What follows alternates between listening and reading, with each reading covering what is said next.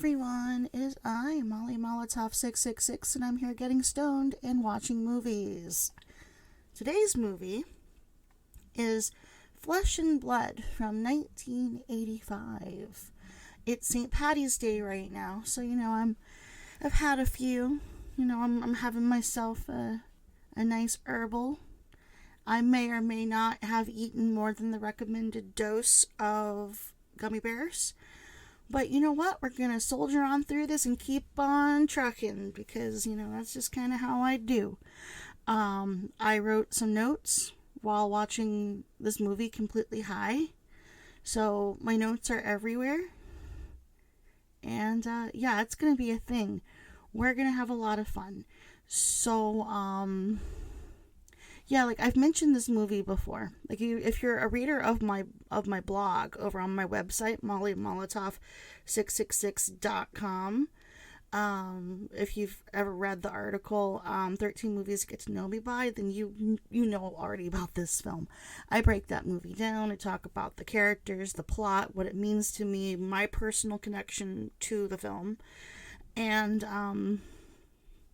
I really break down my love for this movie because it really is one of my favorite movies of all time. The first time I saw it, I was about 8 or 9,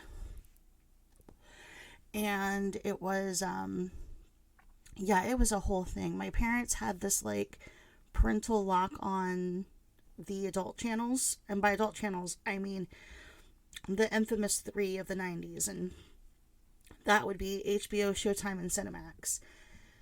My parents thought those were the devil, so we had fucking locks on all of those. But what they didn't know was that I cracked the lock, and in the middle of the night when they were sleeping, my parents, that is, I would come downstairs, turn the TV on very lightly, very low volume, and I'd get really close to the screen, and I would watch forbidden movies. And I'm talking, I watched A Clockwork Orange this way. I watched Heavy Metal, Cool World, fucking Exit to Eden. There's a bunch of movies, Orgasmo. I mean, I watched so many films that I wasn't supposed to watch when I was a kid, and I love them so much. And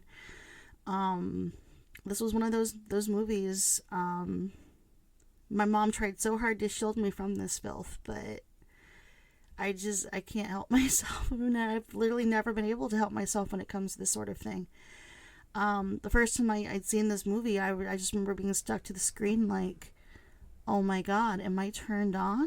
Or is this bad? Should I feel bad? Am I wrong for having a stirring in my lady region? What am I supposed to do with this feeling of, being turned on during scenes that are completely fucking problematic? Because, make no mistake, this movie is, so fucking problematic. It really wants to be a love story. It wants to be a romance, but this movie is not a romance. It's desperate, but it's not it. It's some kind of obsession movie. It's all the main characters are shitty people. It's so fucking trashy. Everybody's problematic, and I fucking love it.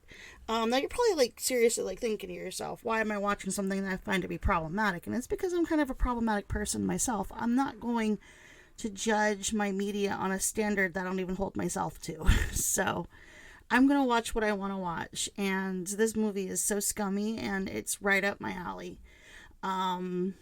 But it was so bad for my developing brain as a kid. I'm fully aware I shouldn't have been watching that movie at that age, but oh my god. Woof. Woof, woof, woof. Meow. Ugh. I had the weirdest crush on Rutger Hauer, and for years I just thought he was some Giga Chad that I had dreamed up in my fever brain. My teenage hormone fever brain. But no, it's a real movie. This really was a thing that was made, and I didn't make it up in my head. I don't know how I feel about that, because on one hand it's oh, thank God I didn't make that up, and on the other hand it's someone actually made that. So the film takes place in 1500s like Western Europe, presumably Italy. Like the Wikipedia says Italy, but I don't know if it's Italy or not. And there's this dickhole named Arnolfini, and you get this Arnolfini. That's his name. His mom had 9 months to come up with a name, and she chose Arnolfini. Like, are you fucking for real? But anyway, so he was away when the city that he governed like experienced a coup d'état, and he lost control of the city basically, and he hired some mercenaries, like literally an army of mercenaries, to take the city back. And the deal was, if they succeeded in taking back the city, they'd be able to pillage and do whatever fun shit they wanted to do. They could just go and just rain chaos. And it was so much fun to watch that scene, because it's like you've got this pregnant sex worker by the name of Celine, and she's, you know, like selling like wine and like for like a penny a drink or whatever. And it was like super like fun, because she is just such a great actress. The person who plays as Celine is just a fucking phenomenal actress. Susan Tyrrell, I think her name is. And oh my god, she is just a pip to watch. The way she moves, the way she buries herself into this character. And for many years I thought for certain that she was what's her name, Jane Curtin from SNL and Third Rock from the Sun. I really thought that was her. And then as an adult, when I find the movie again and realize that it's not a fever dream, I call over my partner at the time, and he looked at it, and I was like, you know, who is that actress? And he goes, oh, that's Jane Curtin. And I'm like, thank you. So I'm not crazy, because it's like, it's Susan Tyrrell, but it's like, in this movie, she looks like a really tore up Jane Curtin. And it's like, unbelievable. But yeah, so she's going around hustling her wares, and Martin, who's a main character, he's actually one of the two main male romantic leads, and he's all like getting blessed before the battle, and he's getting food and stuff, and we're introduced to the main characters of the army of mercenaries, Martin's men. So we've got Martin, who's played by Rutger Hauer, and we've got, of course, I just mentioned Celine, and then we have a bunch of other, like, tertiary at best characters in the army that are just, like, great background characters. Like, we have a gay couple, a really hot sex worker who, like, legit, like, I would probably buy her services myself because she is wicked cute. We have a mom and son. And the mom is really loving, doting to her kid, but is like horrible to everyone else. And the kid is like, couldn't be more than 12 or 13. And that comes up later, because that makes some scenes really awkward. Like so awkward.com. And so yeah, we're introduced to these characters, and then we're also introduced to the other male love interest, who's Arnolfini's son, Stephen. And I cannot express to you my abject loathing that I have for Stephen. Stephen is a wannabe scholar and scientist and man of science, and he's such a pompous, fart-sniffing eel. I despise, like, I love a smart man. I love a confident man. I love a man who, you know, really knows how to use the brain that, you know, he's been given, but I cannot stand it when that guy has all those gifts but thinks he has more gifts than he has, and he just kind of makes that everyone else's problem. Because it's one thing if he just thinks it for himself, good for him, you know, confidence is good, but when you make that everyone else's problem by constant gloating and obsessing and just kind of being a freak, you know, it's like he's just too much of a stuck-up rich boy. I really don't like the way he's written. But we're introduced to him, and we're introduced to one of my favorite characters, that is Hawkwood, who's the captain of Martin's men. So it's like if Martin is like their under leader, this is like their big leader. This is like, you know, I guess their Uncle Junior to Martin's Tony Soprano, if that makes sense. At least in season 1 and 2. So we end up with like this whole scene where Stephen tries to show this interesting machine he made, not machine, what's it called, like an invention he made, where he basically took a drum, like a wooden drum, put a hole in it, filled it with gunpowder, and then had some slaves push the gunpowder, or the barrel of gunpowder, so it made like a trail behind of gunpowder. And then you're supposed to light it when the slaves were gone, but they or the soldiers, but the soldiers didn't move fast enough, and so they blew up. And so like Stephen and Hawkwood they're all just dabbing on poor Stephen, who's just embarrassed as fuck. But it's a great scene because it really puts the fucker in his place, and I love that. I love that for him. I really don't like Stephen. But then again, it's like, I don't like Martin either, because Martin is an obsessive, evil bastard, and then you've got Stephen, who's like, I don't know how to describe it. It's just like the battle of the extreme Giga Chad that's just like too much for you. And then on the other side, you've got the shittiest kind of like beta male. Like, what do you do with that? And it's like, why can't a girl just find someone in between? But I digress. So battle happens. They take over the city. Fucking Hawkwood ends up seeing somebody in a curtain, thinks it's a guy trying to kill him. He takes his sword, cleaves the top of his head, and finds that he just split a nun's head in twain. It was bad. He freaked out. He calls for the priest. The priest says, it's like, what are you going to do? It's going to take a miracle. Arnolfini comes in and says, your men just won the battle, but they're taking over everything. They're robbing me blind. And to be fair, like, their captain is like, well, you told us we could. You said that we could do that. That was part of the fee. What's your problem? And Arnolfini's like, I'm reneging. That's the problem, is I'm taking back what I said, and I want you to call your men off. And at first, he's like, no, I'm not going to do that. And Arnolfini goes, you're not going to be able to afford the care for this nun. It's like, if you want her to live, you're going to need my money. If you want to have enough money to retire on where you don't even have to ever be a merc ever again, I recommend you take my offer and get rid of your men and, retrieve all of the loot. And that's exactly what he does. He ends up marching his own boys out of the gates by tricking them, saying, party over here, y'all. And so everyone goes over to the party, and they're like, hey, no party over here. It's like, I know, get the fuck out. Drop all your weaponry, all the goods, get the fuck out, and I'm scattering you to the wind. And I'm over here like, bitch. Like, why do you have to play them that hard? At least let them have some of the fucking spoils. But no, Arnolfini did a fast one. And at first, Steven was like, I'm not about that life. That's not a cool game you just played, Dad. It's like a whole thing. Gosh, I just started improving. I completely went off my notes and just started riffing.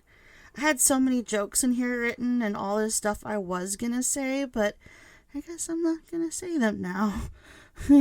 Enter sad music. Let's see here. So during Hawkwood's betrayal, we see Celine that's being taken out with the rest of the guys. They're having their items stripped off of them, all their loot, and it's raining, and she's pregnant, so it's like she's starting to get sick, and she's starting to really hurt, and it's very clear she's on her way to giving birth. Like, she's going to be giving birth very soon, but they couldn't stop because they're being scattered. Martin's men ended up in a what's the word? I almost like dilapidated. That's not right. Dilapidated abbey, like a monastery, one that's just like outright ruins, and they occupy it. She gives birth in the cold, and it's stillborn. She's heartbroken, of course, and Martin is ambivalent at best, like, not really caring one way or the other. He's just like, whatever. And she cries to him, and she's so weak that she can't, get out of bed, and she's just like, when you dispose of the baby, can you bury him someplace that's not muddy? Give him a respectable burial. And Martin goes, yeah, of course I will. But the next time you see him, he's taking the beer, or the whiskey, empty whiskey barrel that Celine was carrying. And now it's empty. It has nothing in it. And they put the baby's corpse inside of it, and he just kicks it into the mud. And in the process, they find a man-sized statue of Saint Martin. The priest is ecstatic about this, because they have a priest on, their side that's just like, yeah, no, It's clearly a sign, this is a sign of God. This is going to be our portend. I'm having these visions, and starts riffing about all these visions he's having about, like their Martin being namesake, or Saint Martin being the namesake for their Martin, and therefore is going to give as Saint Martin had give. So Saint Martin basically was known for cutting his cloak in half so he could keep a homeless guy warm. And the priest took it as like, oh yeah, no, that our Martin is going to do the same. He's going to lead us to riches, and he's going to share everything, and it's going to be purely altruistic, aren't you, Martin? And Martin's like, yeah, sure, whatever, okay, cool. Like, he's just kind of taking advantage of the situation. They kind of make him seriously the leader after this. Like, before he was just kind of like the leader under Hawkwood, but now he's just like full on their like leader. I'm gonna light this blunt real quick and just take a moment. And so I'm 15 minutes in, and I'm just like, I gotta take a moment to process this fucking plot.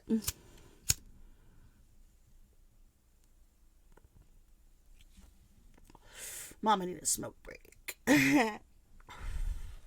So what are you guys thinking so far? Like, if you guys haven't seen it yet, it's on Amazon. Pardon me.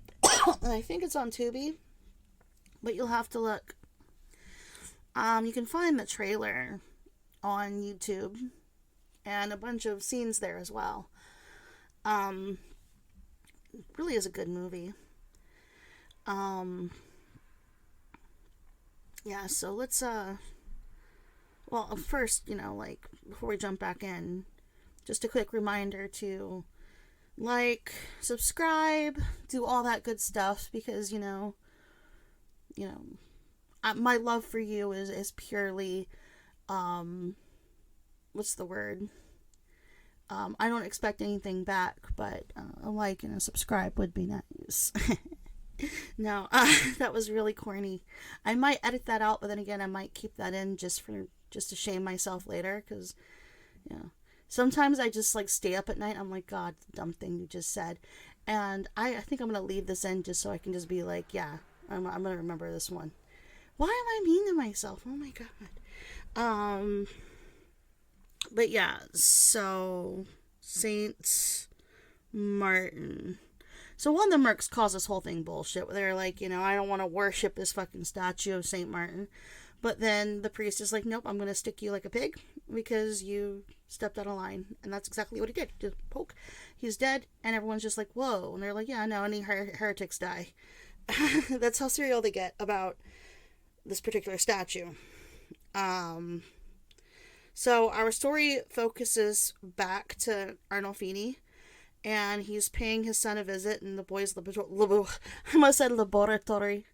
Like, what accent was that? I was trying to do Dexter's Laboratory, but that was more like Natasha from Rocky and Bullwinkle. Laboratory. No, that sounds even worse.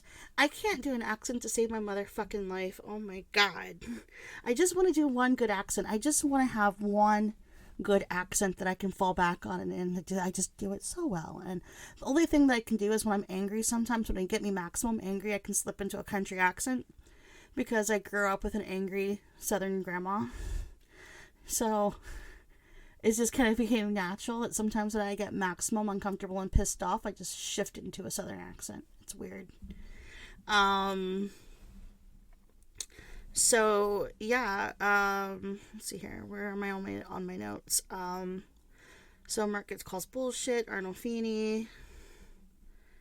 Oh yeah. So he goes into his son's laboratory and says, "Hey, I arranged your marriage, and your soon to be bride is on her way now." And the boy is obviously put off by this, because he's just sort of like, I don't want to marry this girl. The girl's name is Agnes, by the way. And he's like, but I've never met her before, and I don't want to marry her, and she's going to distract me from my work. And Dad's just like, did I ask? Like, you're going to marry her. But then he just kind of dismisses the issue, like, pish posh. I'm about to go on a hunting party. Would you like to attend? And of course the boy's like, hell yeah, I want to kill some animals. So he goes on his way. Now, it's so weird to me how, when I first watched it, I remember thinking to myself, he is really comfortable with that rejection. Something must be up. And indeed there is. But the next scene is dedicated to the introduction of Agnes, and she is going to be our lead romantic lady in this movie and the object of affection and sometimes obsession of both Martin and Stephen.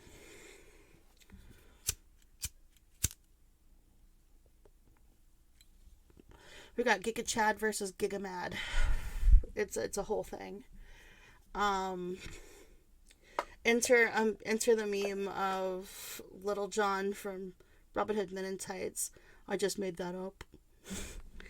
But yeah, so Agnes is introduced and she's en route to meet her new husband. So she's got like a caravan with her maid and a bunch of guards and so on and so forth. And she's beautiful blonde and she seems to be very innocent at first, but we learn very quickly that she is a twisted little bitch. For someone that was raised by nuns, she sure does know a lot about like things like witchcraft, and she's super curious about sex. Like, she's horny.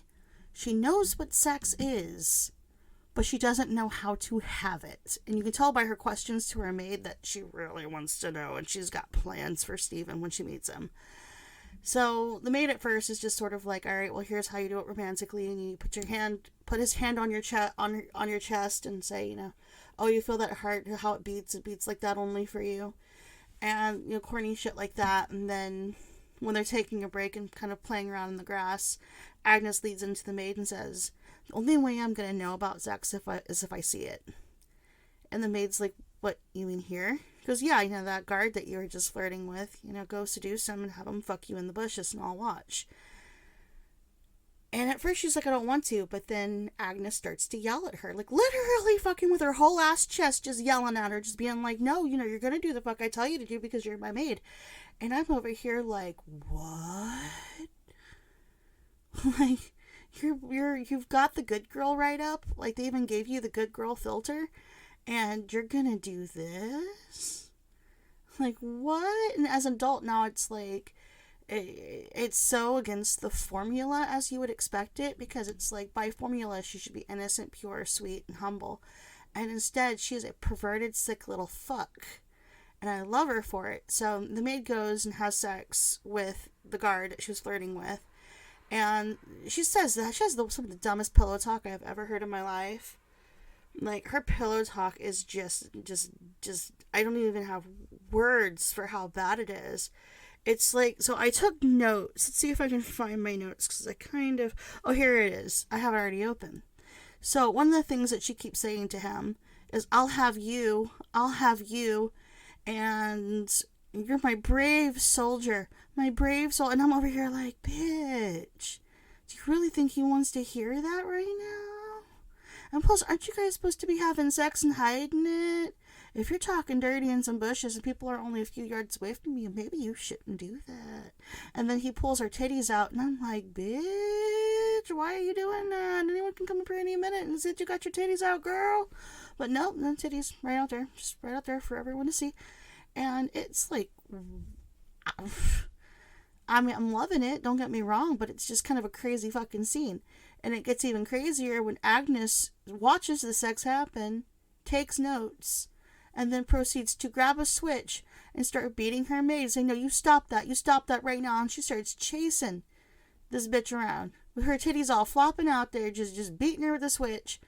When all of a sudden, as they're all chilling out and resting, in comes Arnold Feeney's hunting party with Stephen by his side.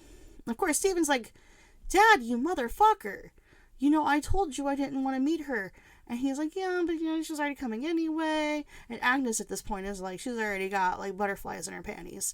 She's all like, oh my God, I've been waiting to see you. I have been counting down the days, counting down them hours. Oh my God, you're fine. And he's just like, nah, I didn't want this.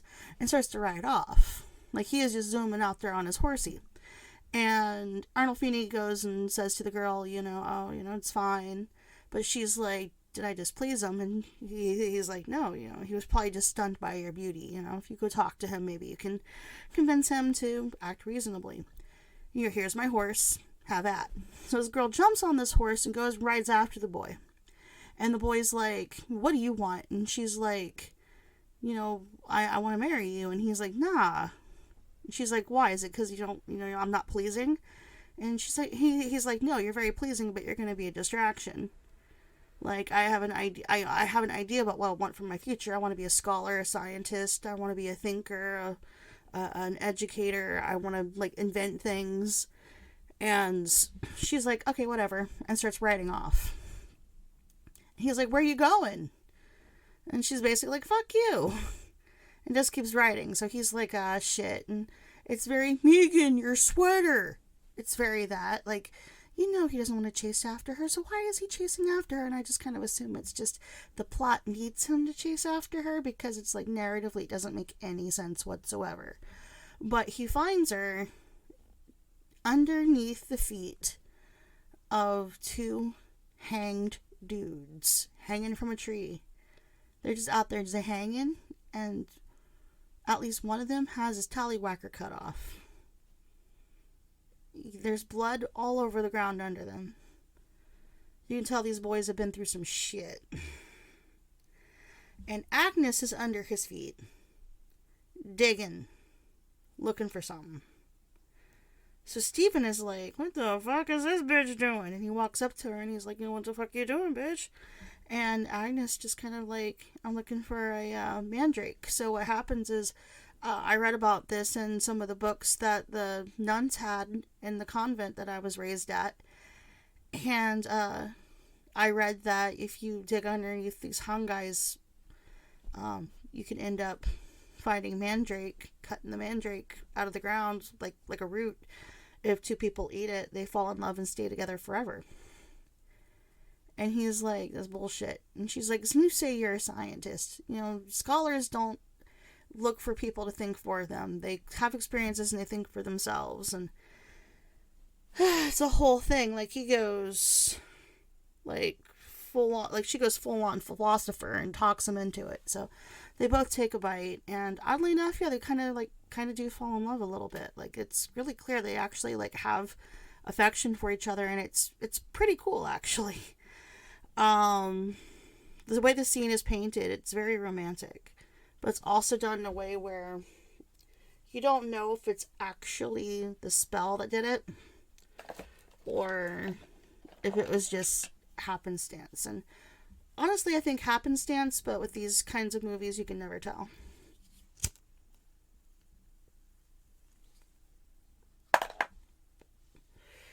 Don't mind the clicking sound, that's just me putting my lighter into my little weed box.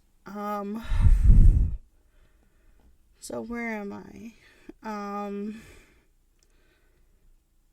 Oh yeah, so it's like, before they take a bite of the mandrake, I forgot about this whole part. He asked her, "Why do you know why the mandrake grows underneath the dead bodies?" And she's like, "No, the nuns were really careful to mark that part out." And he goes, "It's because when you hang, you immediately bust a nut all over the ground under you, and that's how mandrake grows." So I just thought I would throw that little bit in there, and I'm surprised it didn't come up in my head when I was reciting this, or when I was like telling the story, because like I said, I have notes, and I'm not reading the notes explicitly. I'm just kind of like using them as a skeleton, but then it's like most of the time I'm not even reading them. I'm just riffing. But yeah, I feel like that's definitely something worth noting, was how the mandrake came to be, and they still took a bite of it. Like, the fuck. Like, the actual fuck. So it's like, yeah. So they end up both eating the mandrake, they fall in love. And the next thing we see, like, the scene cuts to a bunch of monks that are marching on a pilgrimage. And I'm sure you can guess who it actually is. Like, it's none other than Martin and his not-so-merry men, all in a cunning disguise. And they have these, like, really cool cloaks. I don't even know where they got them, because it's, like, the last I saw, they were, like, they had nothing to their name. Like, they didn't even have swaddling clothes to wrap a dead baby in. So it's like, what the fuck are they gonna do? So the rich caravan that has Agnes and Stephen in it, they're on their way.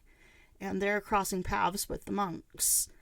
At first they're giving alms to the poor. Then you realize, then they realize that it's Martin and, Martin and the gang, because Martin and the gang suddenly start attacking. And they kill everyone. They kill the maid. They stab Arnolfini through. And specifically, it was Celine that did it, because Celine's like, this is for the babe. And referring to the baby that died in her womb.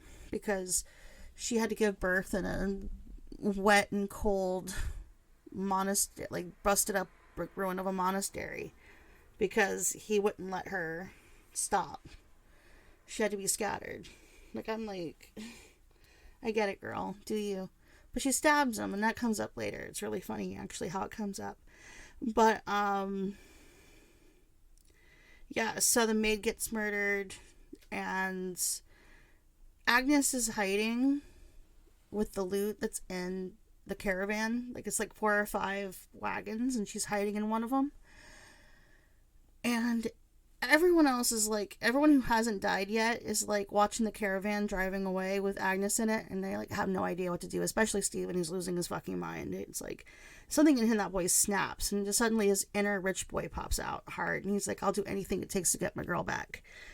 And he proves that very soon, like in so many different ways. Boy, does that little cuck fucking prove that he would do anything for her. I hate him so much.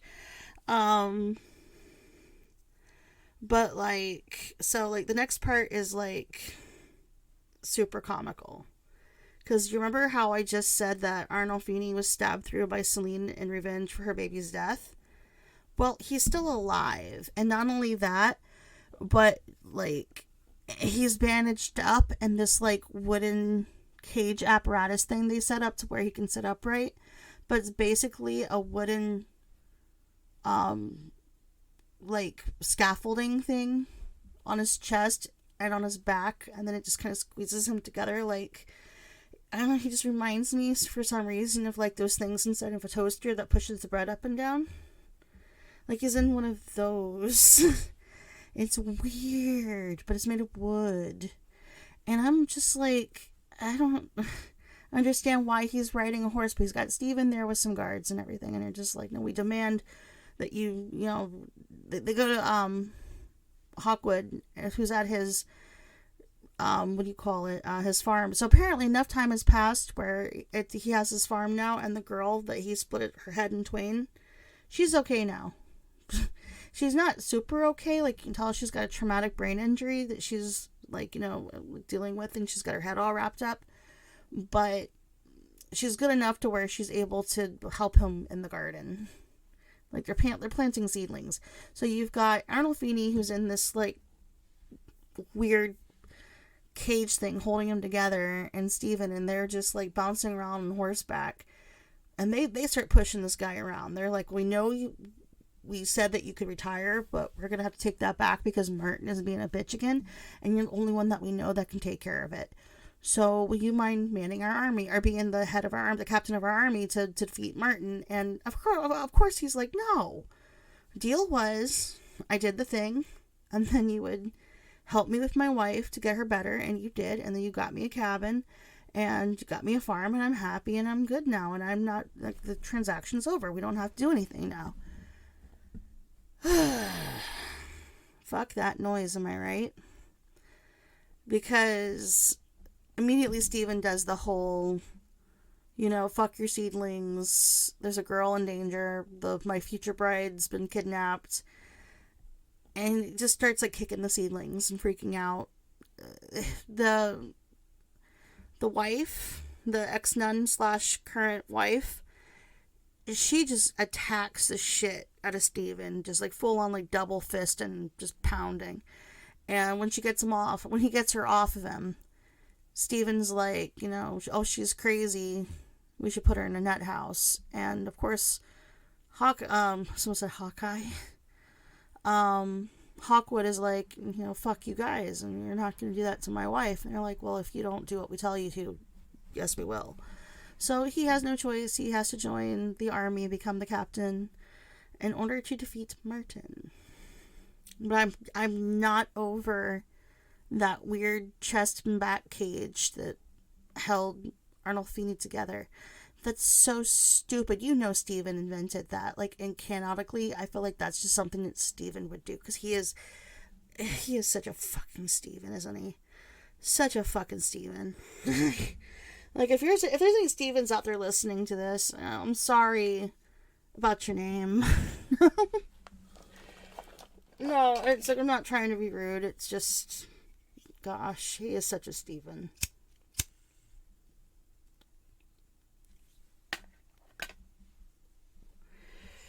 So, yeah, let's see here.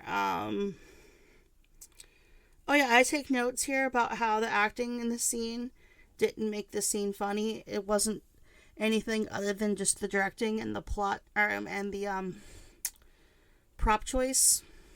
But that was like the note that I have here. So there's that. What's next in the scene here? Because it's like I'm already, his blund's making me go fadey fade, and I'm not even an hour into the movie yet.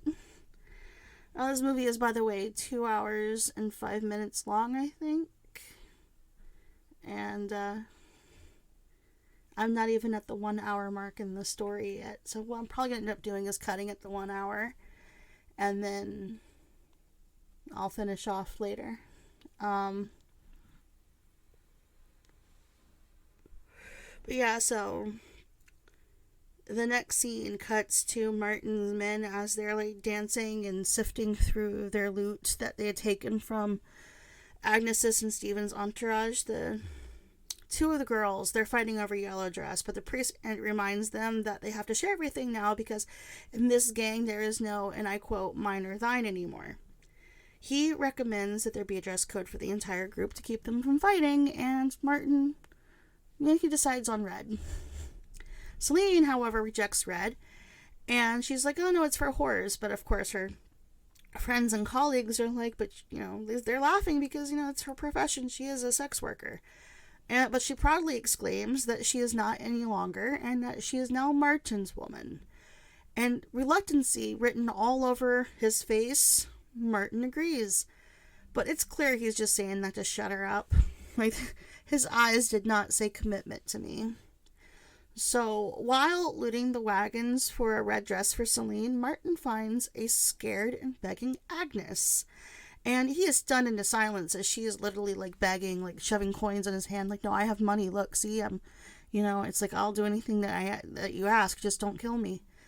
And the priest sees her, and well, like a holy man that he is, he offers the girl to the gang to taunt, bully, and eventually rape. And, when they find out that Agnes is the future daughter-in-law of Arnolfini, they get even more ravenous, and they decide they're really going to humiliate the fuck out of her. Well, the first guy jumps on her, strips her down. He almost rapes her, but she manages to fight him off. Pretty impressively, in fact. But Martin is the leader, so naturally he's the first to successfully go at it. The rape scene here, it will give you whiplash because there's just so much. So hang in there. Like, the mood goes all over the place. First, it's damn creepy. Martin and his gang, they pick her up, and Martin gets into position in front of her. So she's like on her back, and they're like swinging her back and forth, like fucking her on him. They all spit in his hand, and he rubs it on her, business to get her wet. And they're literally just, they're fucking for her. Like, that's how she loses her virginity. And at first, it's like, he's like, scream for me. And she goes, no, I'm not going to scream for you. In fact, you think you're hurting me, but you're not. And I love this. This is fun. And she wraps her legs around him really tight and just starts fucking him. And this is where it gets kind of hot for me because of the female empowerment. Literally, it was like, she goes from being victim to victimizer by, like, fucking him. And he's like, hey, stop that. And she goes, no, my brave soldier. Oh, yeah, you feel so good. I'll have you. Remember, she's quoting when she saw her maid having sex, she was literally quoting her word for word, but it was creepy this time. It was like, at first it was cringe, and now it's just creepy. So, she's, getting her fucking fill, and he's like, at first, like, no, I don't like this, but then he manages to come, and he kind of looks down at her and says, have you come? I have. But he's got this look of, like, I don't know how to feel about that. Like, that was hot, but it was sort of like when you slip a finger in a guy without talking to him first about it, and he's just sort of like, oh my god, what? Like, I liked it, don't get me wrong, but next time ask. It was very that. Not to say that particular scenario had ever happened to me, that was just strictly hypothetical. Awkward laugh. So it's like, as Martin is getting off of her, the other guy is getting into position, like he's gonna start jumping in, but she grabs onto him, Martin, and she's like, no, Martin, don't. And like, I'll do anything you ask, I'll just let me be only yours. I don't want you to share me with anyone else. And at first, Martin looks like he's just ignoring her. But as the other guys get into position to rape her, Martin sets a fire. And he literally lights some of the loot on fire, and everyone starts panicking before she can get raped. And she looks at him, he looks at her, and they realize what happened between them, and it's a special moment. Meanwhile, the St. Martin statue lights up on fire.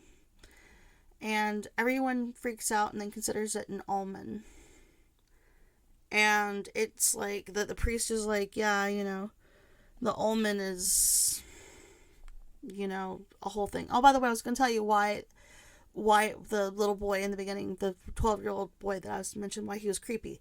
During the rape scene, he's there drumming and excited and cheering the rest of them on. So I just wanted to mention that real quick. That was in my notes, and I totally forgot to mention that. That is so fucked up, guys. That is so fucked up. I wonder if that child actor, if he was like okay after that, because that can't be good for a psyche. Like, if it was bad for me to watch as a child younger than him, it couldn't have been good for him. And also, it's like, one of the notes I have here, this is really funny. I don't remember making this note, but this is so me when I'm high. I don't like people being close to me on a good day, but having that many people crowding me like that, I'd go full autism. Like, literally, my autism would not be able to take it, and I would go full and I know that's not culturally acceptable right now, or socially acceptable to say, but it's just something that I need to get out, because, oh my god, no, please god, no, get away from me. I cringed on Agnes's behalf at being manhandled so much by strangers. That was me at a different level of high, and that sounds so accurate. But then at the same time, if you catch me on the right time, it's like, ooh, all those hands on me, my god, Jesus Christ. But it's just funny, because it's like, I never know where my brain's going to be until it's already there. Right now, I think I'm just kind of at the, well, that was sex. That's kind of where I'm at right now. So like I said, my brain kind of changes on the matter. But I guess at the moment when I was writing this, I really had some strong opinions. Really strong opinions about being touched. So, here my note is, this is where, no, I already read that part, or already mentioned that part. Starts fucking him instead. Post-nut, tries to get off her. St. Martin catches on fire. Okay, so the scene cuts to Hawkwood and Steven, like, fronting an army. And, oh wait, no, I think I skipped a part. Oh yeah, no, I did skip a part. So the St. Martin statue catches on fire, and they're all like, no, it's a sign from God. So they're like, well, where's the sign from, what's the sign from God? But of course, Martin has an answer. And it's totally honest, it's totally awesome and completely believable.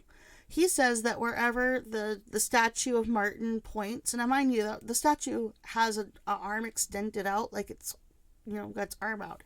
So it's always pointing. So Martin is like, well, wherever it points is where it wants us to go. So let's get going. And of course, as men are like, can we not? Let us rest. We've been poor our whole lives, and we finally have stuff. Like, come on. And he's like, no, we can get more. St. Martin demands it. And so of course the priest, who we already know is willing to kill over this, says, oh yeah, no, we're going to do this. Anyone else is a heretic. So of course everyone's up on their feet, like, let's go. We don't want to get killed. It's a whole thing. So now we cut to Hawkwood and Steven. And they're fronting the army of their own. And they come across a funeral procession of plague victims. Immediately, they start having a really annoying debate that sounds just about as painful as the ones happening right now in my country today during the COVID epidemic. It's very that. It's like, debating where it came from, And it's like everyone's kind of wrong and stupid, and it just made me uncomfortable to even hear it, because I'm like, this happened in 1500, and these arguments are still happening today about different other plagues, and it's just kind of pain in the ass. That's when Stephen recognizes the red dress that that Agnes was wearing the night they met, or the day they met. It was, the one that was ripped off of her during the rape. So right now, a peasant girl that's at the funeral procession. Why do I struggle with that word? Progression. Funeral progression. So she's, one of the girls at that progression. She's wearing the rags, the red rag that are now rags. And so Stephen is full on rich boy, like, you tell me where you got those rags, bitch. And she's all like, literally nothing, just totally quiet. Her mom was like, hey, get off of her, but he doesn't. And Hawkwood gets into it and is all like, no, tell us where you got those clothes. And the mom's like, rags, you mean? She found them on an old campsite. They were, So Stephen realizes that, they'd stripped it off of her, and, implications. He starts asking the girl questions, but she has no answers. And Mom is like, why don't you open your mouth and show them why you can't answer? And her tongue is removed. Mom says she was raped by men just like you who came in through town. And they cut her tongue out to keep her quiet, so we don't know who they are. So for all I know, they could be you, basically. And they yeet out. It's a whole thing. Just the acting here is perfect. By mom, by daughter. The two rich guys are out of touch debating fucking shit. It's just perfect. It's just chef's kiss. Just mwah. Now we cut back to Martin's small army, and they're still driving their ill-gotten caravan of wagons onward until, like, Martin decides that the statue moved, basically. So all just going in one direction. And one of the cabins is the one that Martin is driving. So it's Martin and Celine in the front, and then he's got Agnes in the back of his caravan. And then there's that guy back there, the sleazy one that kept trying to rape Agnes. So he's back there trying to be all like, if you eat this sausage, means you gotta suck my dick for the next bite. And she's of course like, no, stop. And Stephen hears the whole thing and saves her again. And this time by basically making everybody stop, like stopping the whole caravan. And being like, St. Martin just moved, and now he's pointing at this castle that's nearby. And I think he moved it, but I can't be sure, to point towards the castle. And the priest is all like, yes, I had a vision, we have riches over there. So they go and ransack the castle. And Martin and Agnes end up slipping into the lit fireplace of this castle, which I find sus as fuck, because it would be way too hot. Heat rises. Like, the heat would be intense, especially in time that any wind blows over the thing. It would be like a real pain in the ass. So it's like it would be too hot. But anyway, they're going down there, trying to sneak in, because their idea is they're going to sneak in, run through the castle, open up the front doors, let the others in, and then the warriors can take over the castle and beat up the guard. That's the plan. So a cook sees them coming down, screams, they end up falling into the fire. It's this whole thing. What they don't realize is that a young girl plague victim, is being taken care of at this castle. And it's only the servants taking care of her there. I need a tea moment. Just give me one moment to sip my tea. I'll get right back into this because I love this movie so much. We ain't even an hour in yet into this movie. So the he says the statue moved. They're in the castle. Cook sees them. The plague victim. And so They manage to actually succeed. They run through the castle, they run past the guards, they open up the front door. Their men come in, kill everyone, but one of the maids grabs the little plague girl, climbs up to the top of the castle, and Agnes is begging her not to do this. She's like, no, don't worry, we're not going to hurt you, but they have no reason to believe that. And the woman grabs the child and jumps off of the top of the castle, holding the girl, and presumably both of them die. Except we find out later they didn't, though the little girl survived and she's crawling away. But Agnes thinks they're both dead.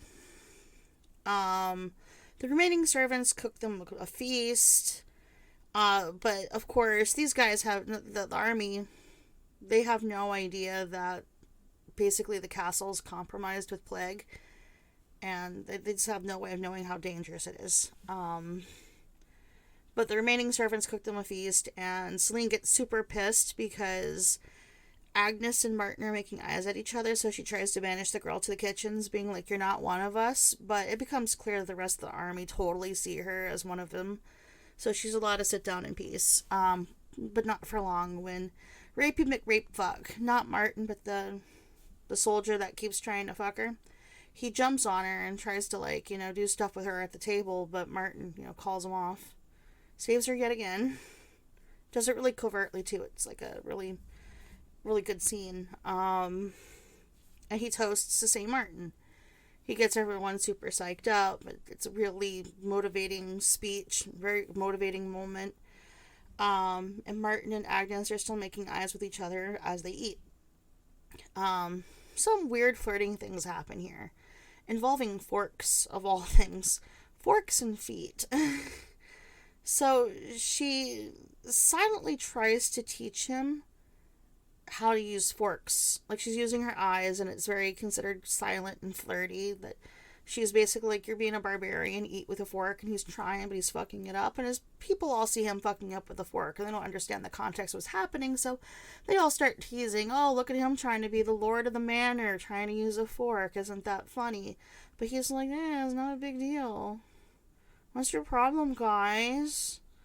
But no, it's like even Selena is like dabbing on him. It's a pretty funny moment, but then he eventually starts convincing them, maybe we should all start using forks.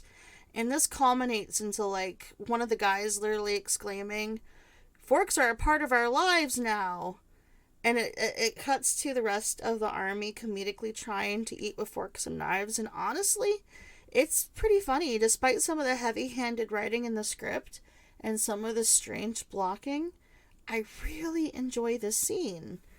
Agnes is a very skilled foot jobber, by the way, because she is like able to use her toes to undo his pants, and I'm like, what the fuck, woman? So a maid at this point runs in to announce to Martin that his bath is drawn, and Celine, she playfully starts to chirp about how he needs one and all that stuff, but to her horror, though, she doesn't see this coming, Martin invites Agnes to be his bath partner and not her. And this is made worse for her when somebody refers to the two of them as the king and queen.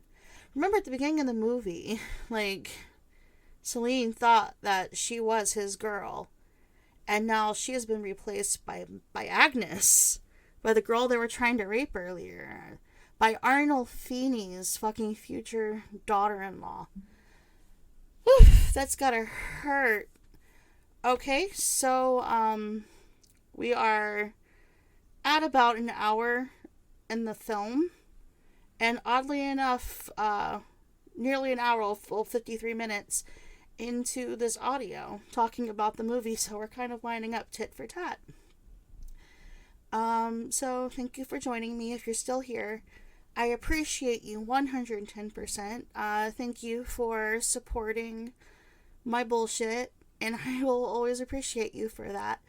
If you're interested in learning more, you can find me at mollymolotov666.com, and it's an adult-only site, so if you're under the age of 18, wait a bit, because yeah, I don't engage with minors at all. And yeah. So this is the end of part 1. Check me out for part 2 later. Like and subscribe. This has been Molly Molotov 666 signing off. Mwah.